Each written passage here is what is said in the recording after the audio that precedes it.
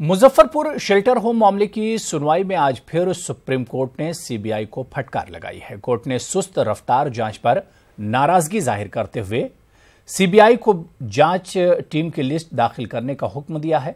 Supreme court ने साबिक वजीर मंजू वर्मा की गिरफ्तारी नहीं होने पर सवाल उठाते हुए कहा कि शेल्टर होम में बच्चियों को ड्रग्स दिया जा रहा था। आज की समाअत के बाद इस मामले में कल भी समाअत होगी।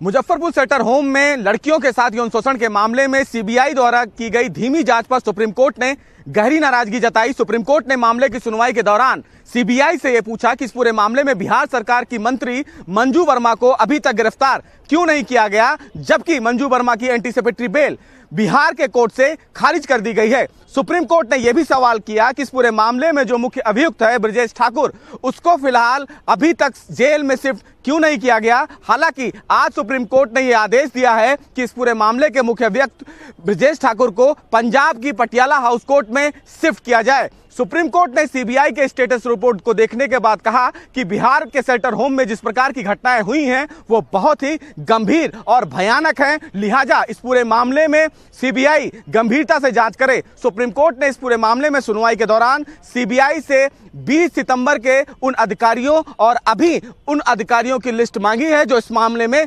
शामिल थे। सुप्रीम कोर्ट इस पूरे मामले पर कल दोबारा सुनवाई करेगा। कैमरामैन अनु के साथ सुशील पांडे, न्यूज़ 18 दिल्ली।